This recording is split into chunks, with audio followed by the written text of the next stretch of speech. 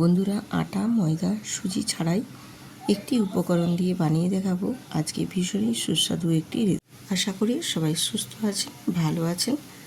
তো চলুন রেসিপিটি দেখে নেওয়া যাক। আমি রূপা, ব্লগস উইথ রূপা চ্যানেলে আপনাদের সবাইকে স্বাগত জানিয়ে আবারও প্রতিদিনের নিয়ে একটি রেসিপি নিয়ে হাজির হয়েছি। না লাগবে ময়দা, না লাগবে সুজি, না লাগবে আটা, মাত্র একটি উপকরণ দিয়ে বানিয়ে নিতে পারবেন একেবারে সুস্বাদু হেলদি রেসিপি। তো চলুন আমি আজকে কিভাবে এই রেসিপিটি বানিয়েছি আপনাদের সাথে পুরোটাই শেয়ার করছি।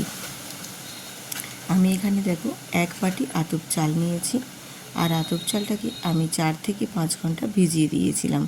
আর এটা অবশ্যই মিনিমাম 5 থেকে 6 ঘন্টা মতো যেন ভিজে যায় সেই রকমভাবে ভিজিয়ে নিতে হবে।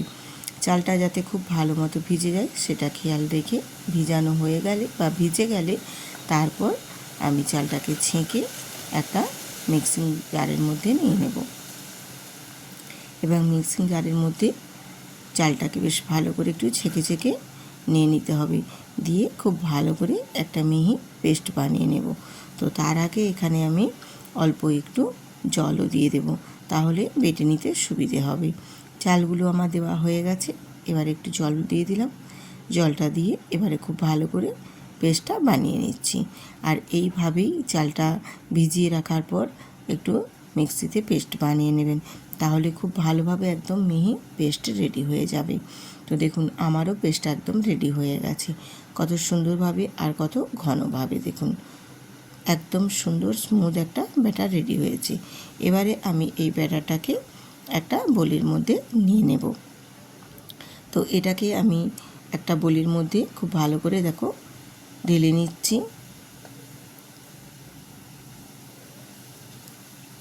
ঢেলে নেওয়া হয়ে গেলে এবারে আমি মিক্সিটা ধুয়েও আর একটু জল এখানে অ্যাড করে দেব, কারণ মিক্সিটাতে অনেকটা পরিমাণেই লেগে আছে।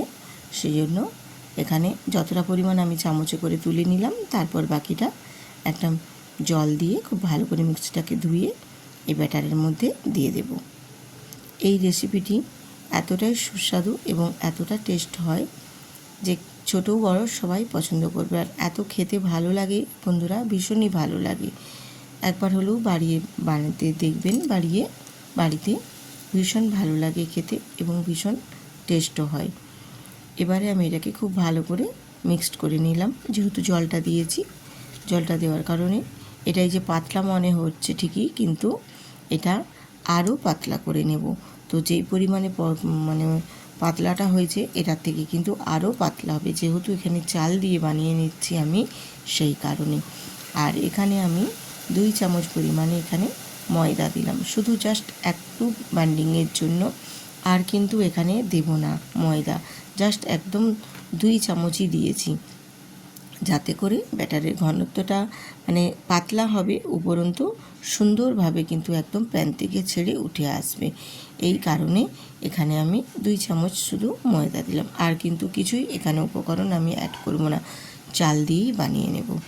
আর এই যে ময়দাটা দিয়েছি খুব ভালো করে কিন্তু একদম মিক্সড করে নিতে হবে, যেন না একটুও কোথাও কোনো অংশে দলা বেঁধে থাকে, একদম স্মুথভাবে যেন রেডি হয়ে যায়।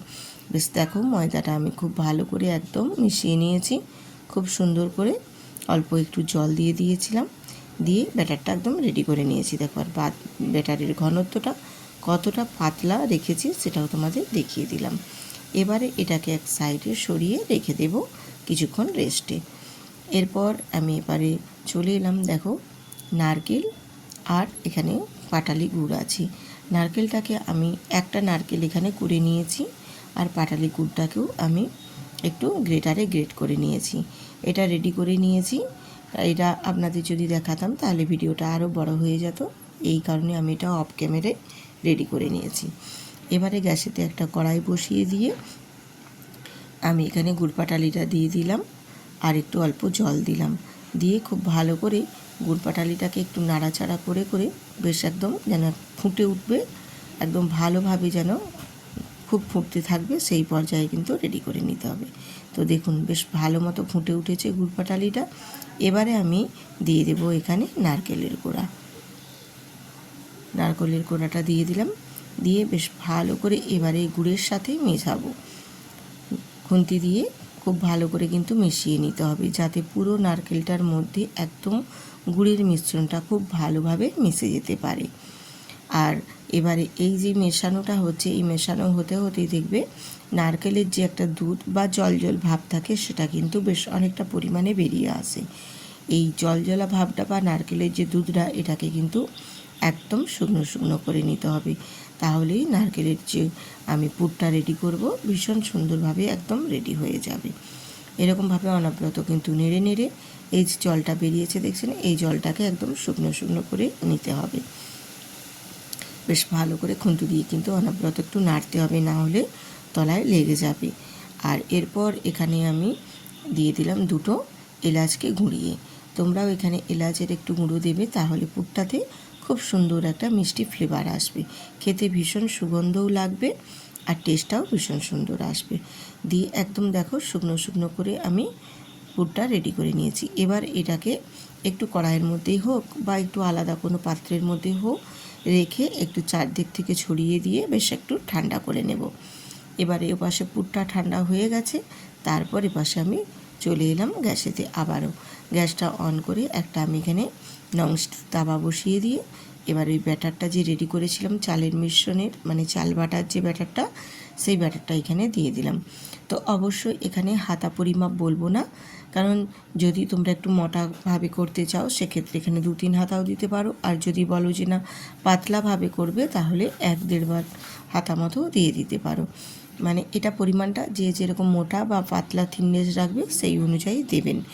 দিয়ে এবারে কয়েক সেকেন্ড সময় নিয়ে একটু অপেক্ষা করব, যখন বেশ সুন্দরভাবে ড্রাই হয়ে আসবে সেই পর্যায়ে আমি ঠান্ডা করে নেওয়া নারকেলের পুরটা দিয়ে দেব।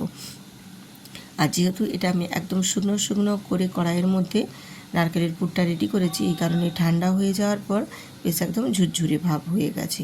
তো এবারে এটাকে দিয়ে আমি একটা স্প্যাচুলার দিয়ে একটু ফোল্ড করে নেব, মানে যেমন আমরা পাটিসাপটা করি সেই রকমই পাটিসাপটার মতো পিঠে রেডি করে নেব। এবারে উল্টে পাল্টে দিচ্ছি, দেখুন বেশ সুন্দর করে এপাশ ওপাশ থেকে খুব ভালো করে ফোল্ড করে করে মুড়ে নিতে হবে। এইভাবে বেশ ফোল্ড করে মুড়ে নিয়েছি। এবারে কয়েক সেকেন্ড অপেক্ষা করে এপাশ ওপাশ দুটো পাশই বেশ ভালো করে কিন্তু ভেজে নিতে হবে, তাহলে একদম ভেতর পর্যন্ত সুন্দরভাবে ভাজা হবে।